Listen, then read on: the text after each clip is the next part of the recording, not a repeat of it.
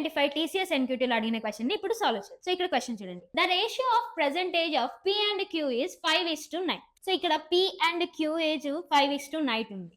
And is the age of P 5 years hence is the 50% age of R 10 years hence or 10 years hence.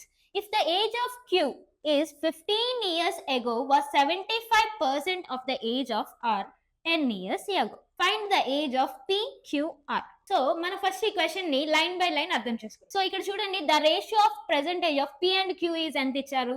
5:9. అంటే P/Q ఎంత? 5:9 ఉంది. So these are not original ages కదా. So original ages కాదు కాబట్టి దీన్ని నేను ఎలా అనుకుంటా? P = 5x అని అండ్ Q = 9x అని అనుకుంటా. And next and is the age of P 5 years hence.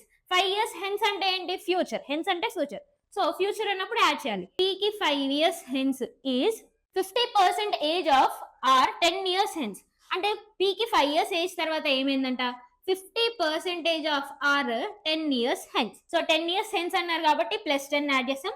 And ఇక్కడ ఏమన్నారు? P + 5 years = 50% ఆఫ్ అన్నారు కదా. Of is always represent as multiplication. So దీన్ని ఎలా రాయొచ్చు నేను? P + 5 = 50% ఆఫ్ అంటే మల్టిప్లై బై R + 10 అని రాయొచ్చు. సో ఇక్కడ చూడండి, 15% ని నేను ఫ్రాక్షన్ గా కన్వర్ట్ చేసుకుంటా. కన్వర్ట్ చేసుకుంటే ఇది ఏమైంది? P + 5 = 1/2 ఇంటూ R + 10 అవుతుంది. సో ఇక్కడ నాకు ఆల్రెడీ P వాల్యూ తెలుసు కదా. P = నేను ఇక్కడ 5x అనుకున్నా. సో ఇక్కడ 5 సబ్స్టిట్యూట్ చేద్దాం. అప్పుడు ఏమైంది? 5x + 5 = 1/2 ఇంటూ R + 10 అయింది. సో ఇక్కడ ఉన్న మల్టిప్లికేషన్ ఇక్కడికి వస్తే డివిజన్ అయింది. సో 2 × 5x + 5 = R + 10 కదా. 2 5s 10x + 10 = R + 10. సో చూద్దాం, ఇక్కడ +10 +10 ఉంది కాబట్టి క్యాన్సిల్ అయిపోద్ది. R = 10x వచ్చింది ఓకేనా. సో ఇక్కడికి R = 10x వచ్చింది. సో ఇక్కడ నేను ఏం రాయొచ్చు? R = 10x రాయొచ్చు.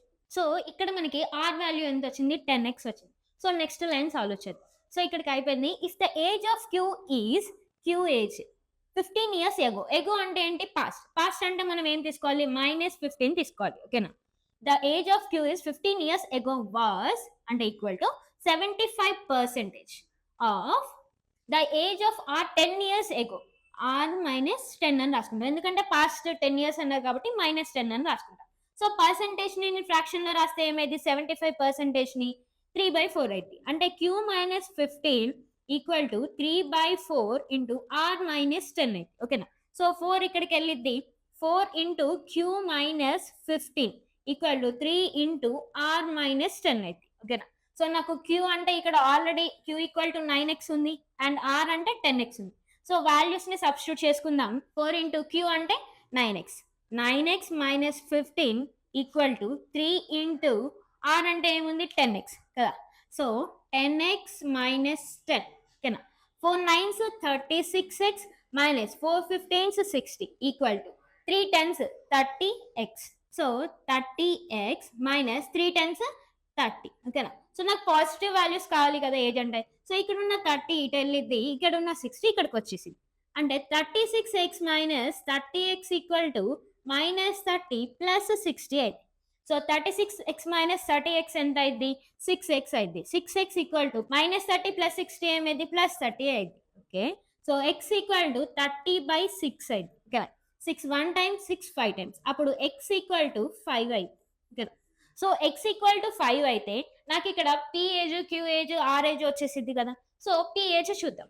P ఏజ్ ఎంత ఉంది? ఇక్కడ P = 5x అని ఉంది. సో x అంటే 5 కదా. సో 5 × 5 ఎంత? 25.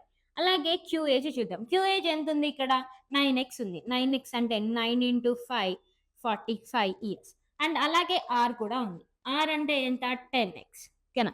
10 × 5 which is 50 ఓకే.